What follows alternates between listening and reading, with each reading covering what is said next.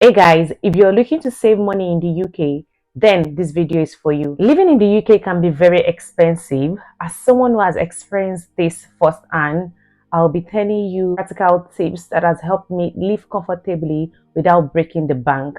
The first tip I'll be sharing today is the housing tip. So for the housing, you can decide to look for shared accommodation, shared apartments. You can pair with your friends and choose to take bedrooms and then split the bills. You can also decide to do for accommodations that have the bills included. This means that it's the electricity bills, the water bills, gas bills, all of these are included in the rent that you'll be paying. This way, you don't have to make additional payments for electricity or for gas or for water. You are practically just saving costs. Another thing I would advise is to look for housing outside your city area. So it's just basically outside your city center because houses close to the city center are mostly expensive. And you just realize that you're paying more because you're staying close to the city center. But if you stay far away from the city center, you're definitely going to be saving costs. If you want to get shared accommodation, you can get shared accommodation on spare room if you're in the UK. Second tip I'll be sharing with you is cutting costs on food and groceries. Yes. So there are budget-friendly stores that you can actually go to in the UK. You can go to Aldi, you can go to Lidl, you can go to Iceland, you can go to Asda. These stores are called budget-friendly stores for a reason. That's just because they're affordable things that you can get. I would also advise that you buy things in bulk like rice, pasta, cleaning products. So you don't always go to visit these stores to get all of these things or every time you need them or every time you run out of them. So just buy things in bulk. The other advice that you would want to stick with if you're trying to save costs in the UK is to avoid buying food outside. If you don't know how to cook, you learn to cook so that you can just make your food at home because eating out is actually very expensive.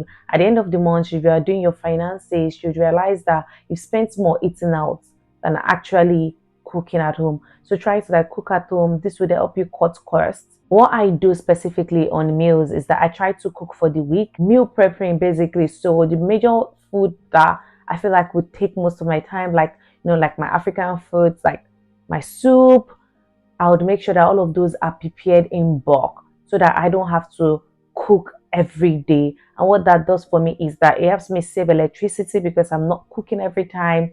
And then it saves me time when I need to eat.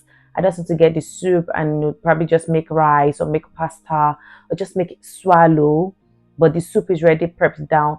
This way, you are not going to feel a bit reluctant to cook. Because I feel like the reason why we tend to want to eat out is it's apart from the fact that maybe we're craving for this could also be because we don't feel like cooking at that moment.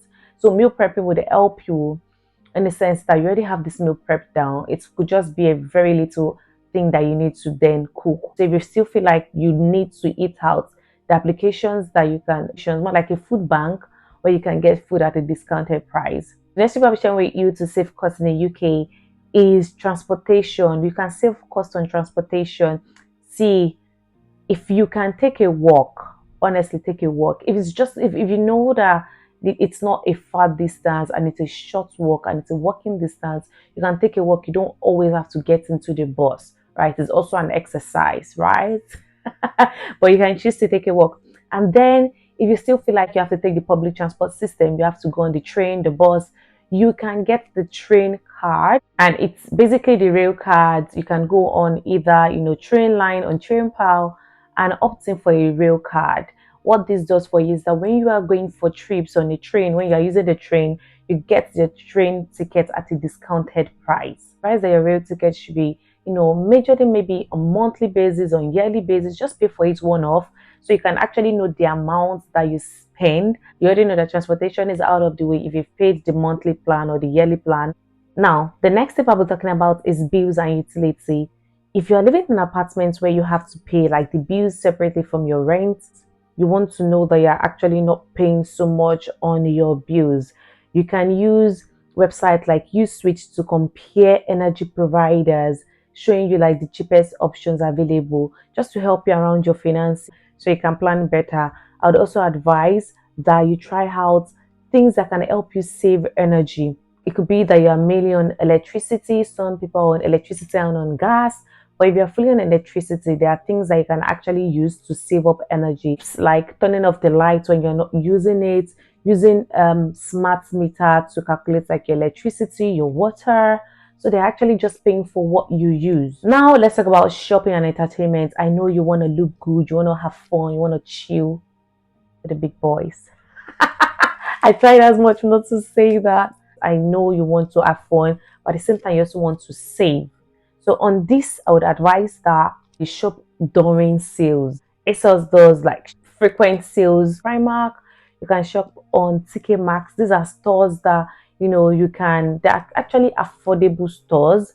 They are less pricey. This means that you can save up money, use just very little money to get good clothes and look good. For entertainment, take advantage of the low cost entertainment options. Actually, still want to go to the cinema, you can go to the cinema on days that they are like discounted option. If you're a student, take advantage of your student offers. If you're trying to save money in the UK, you're trying to get extra income, get more money, right? That's the goal. Make more money. You can consider freelancing. You can consider side hustles like Uber Eats. If you don't have a car, you can use your bicycle if you know how to ride a bicycle. And you can also go into tutoring. If you go on Indeed UK, there are many tutoring adverts out there. You can put yourself up. If you know that you're actually good in a subject, good in English, good in mathematics, just put yourself up there, put your CV on Indeed for tutoring and begin to tutor. This way you can make extra income. There are also part-time jobs that you can take. For instance, there are part-time jobs that you can take up in hospitality, like in hotels, in restaurants. You can also take up part-time jobs in like retail stores as a customer service representative. This way you can make extra income and save up money. In the UK, on a budget doesn't mean that you have to sacrifice the quality of your life. With this tip, you can make the most of your money while enjoying everything the UK has to offer. If you have found this video useful, please don't forget to like, subscribe, and share. Also, let me know your favorite budgeting tip in the comment section, and I'll see you guys in my next video. Bye.